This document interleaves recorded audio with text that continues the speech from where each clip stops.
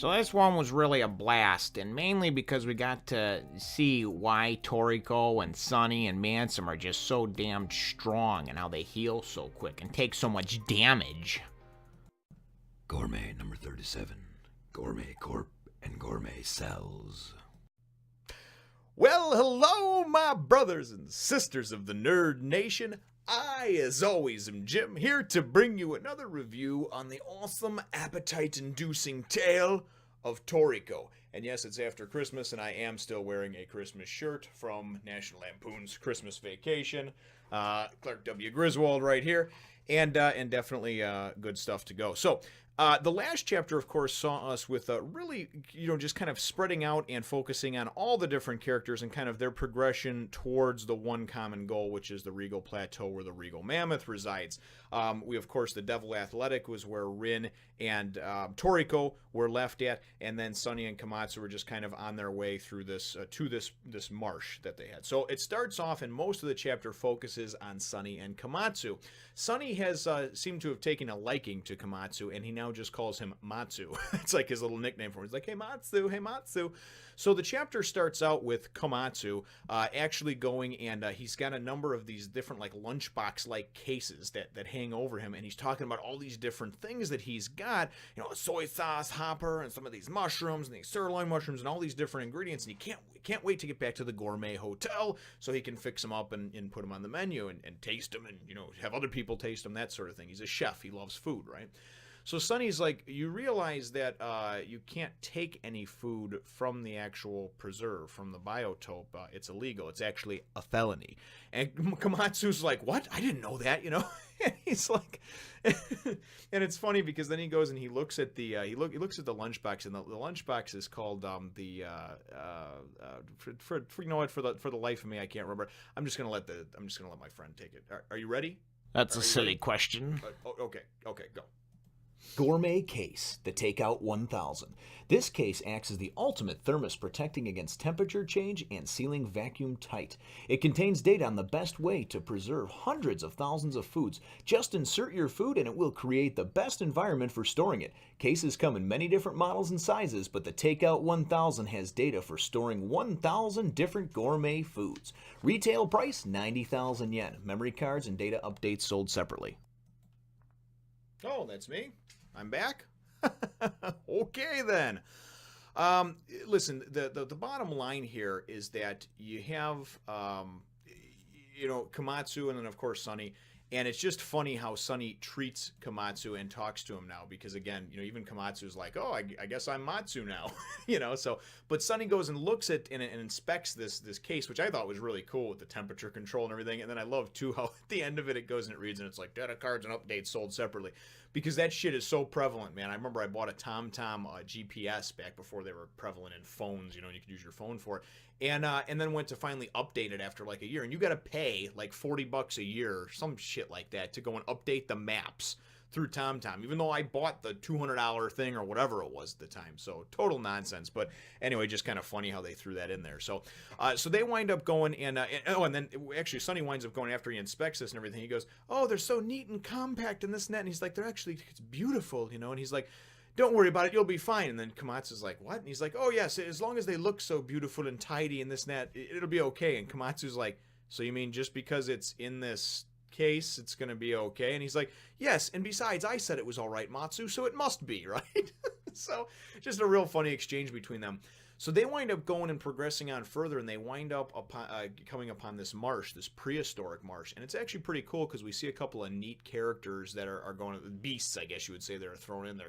This so-and-so type of eel and this 8-headed, and all these really cool characters. And really there's just so many to name that it's almost not worth it. You know what I mean? It would almost take up, half the damn review just going and talking about and saying the different names of the creatures. So they wind up getting there, and like here, like an 8-headed snail, and some of these you can see again were things that were sent in by people, which I definitely can, like and enjoy and respect.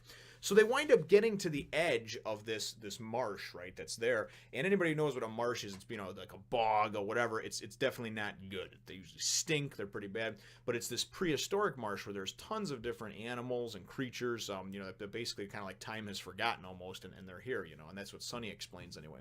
So then Sonny goes in and he's like, we're going to have to cross this and blah, blah. And Komatsu's like, what? I don't know. Swim in that, you know? And all of a sudden, Sonny just like, you know, like freaking Jesus walking on the water, right? And starts going and just levitating and just floating across the water. And then he's like, Komatsu, come on. And you can see like kind of pull Komatsu along like an invisible force.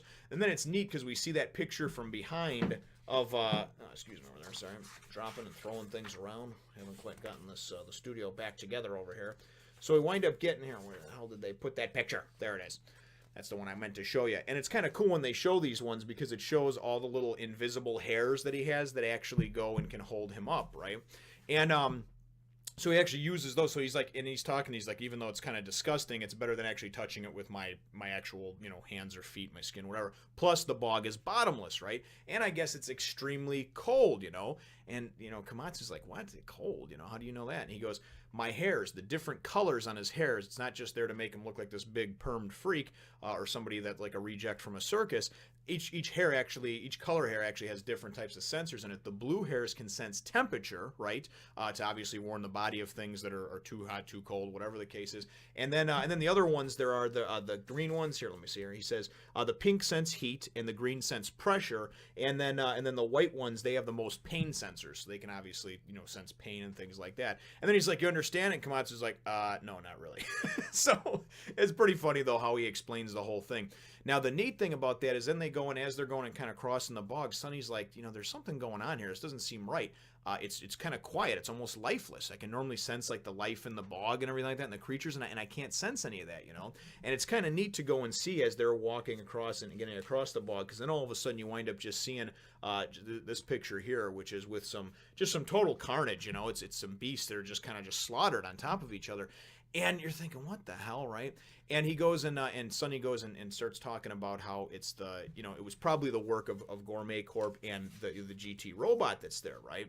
And, you know, and even Komatsu goes and makes mention of it because he understands how Toriko is. You know, he's like, they could have just knocked him out, and instead they just senselessly slaughtered him. They didn't kill him to eat him or anything like that. So it's kind of like a personal thing now, and Sonny's not very happy about it at all. So anyway, so it winds up Sonny goes into Gourmet Corp, and Komatsu asks him about that. He's like, what is Gourmet Corp anyway, right? And then he goes on to say something and he says, well, you know, and then they're after this and that and all these different types of foods and the Gourmet Cells. And then Komatsu's like, what? The Gourmet Cells? So then we wind up getting yet another explanation, which my friend has been kind enough to say that he would, you know, kind of fill you in on and whatnot over there. So I will take a step out, and if you're ready, Damn it, man, ready. I'm always ready. He says he's ready. I don't know. Are you sure? Okay. All right. Gourmet Cells. It's a unique, very powerful cell found inside a mysterious jellyfish that lives in the deep sea. A gourmet cell has superior regenerative capabilities and longevity compared to normal cells. Once combined successfully with the cells of another organism, it significantly amplifies the organism's natural traits. Now, what do you think you'd get if you combine gourmet cells with the human body? You'd be creating a superhuman. What's more, you could magnify that human's abilities further through feeding them high-quality foods. Oh, God. So anyway, so I'm back, obviously, and it's kind of neat because after he gives the whole description of, you know, Gourmet Corp and the Gourmet Cells and everything like that, he goes on to explain what some people have kind of alluded to in the comments, and it had spoiled for me a bit, but don't worry, not too big of a deal. Is that, you know, that himself, Sonny, and Toriko, and Rin, as well as director Mansum, possess these gourmet cells. And then he goes on to explain that, you know, it can make you, you know, basically like superhuman and super powerful, and then the more type of great foods that you eat evolves your gourmet cells more. So that's what he was talking about when he talked to Toriko, and that's a couple people have made mention about how he's evolved, right? So that's kind of an explanation for where some of that superhuman ability comes from that they have. I wasn't aware about Rin, but that's kind of cool to know that she has them as well. And then Mansum, that obviously explains some of his just crazy healing factor thing with pouring alcohol on him, on a hole in his throat, and him being cool. So I definitely thought it was a nice explanation and a neat kind of counterpoint and counterbalance to what's going on. Gourmet Corp is the evil corporation that Sonny, you know, said that they're basically looking to. They obviously must have gourmet cells because they're trying to get all these gourmet foods so they can go and beef up their people or whatever too, you know, that they have these superhumans. So it's kind of cool, you know. It's almost like in a comic book thing, you know, almost like, you know, the X-Men versus, you know, the Sinister Six or the, you know, whatever, Magneto and his cronies. It's you know, it's basically it's that back and forth type of thing, which is pretty cool because they're both looking for the same sort of thing for these superhuman abilities. He also explains that if in bad cases when the gourmet cells don't bond right with the host can actually die. So it's definitely like a risk as well, which is, you know, risk versus reward thing. But then I thought it was kind of cool because then we get this one-page thing about Sonny, and he's just like, because he's talking about Gourmet Corp and how he's really pissed off at him now because of just the senseless slaughtering. And he's like, they're going to see a side of me that isn't pretty. You'll pay, Gourmet Corp. And he's actually got like this real cool, just sort of I'm angry look on his face. The chapter then goes in for a brief page or two. It takes us over to what is said to be level 5 of the athletic, the Devil Athletic. And like I said, it's like area that you jump to, and I guess you jump to, you move from area to area, and apparently there's different levels. And I don't know if that's the capture level of the beasts that are on there or just the difficulty. But Toriko is bloodied and beaten. Rin's like, Toriko, you know, and he's going and taken out, it looks like to go, you know, head to head with this huge, crazed frickin' whatever the hell this monster thing is over here. And some kind of giant bird, it looks like. But and then he's talking about, oh man, so much for saving my strength. I'm only on level 5. So I have no idea. It's kind of funny because it reminds me almost like a video game with different levels that you got to progress through, and you got to, of course, try to save as much of your power as you can. You only got so many health packs and revives. But I know it's obviously not like that. That's just my thought. So my chapter question, though, is really ultimately, what do you think now that they have described and kind of let the cat out of the bag with the gourmet cells? What do you think about that being the explanation for Toriko, Mansum, you know, well, Rin, I guess, as well, and Sonny, of course, just having these superhuman abilities? Leave your answer to that question in the comments down below. Feel free to hit the thumbs up, the like button if you should think that I deserve it, and subscribe if you haven't done so already. We will look forward to catching all of yous in the next one, Nation. I just really like this picture of this beautiful, busty young woman. Boobies.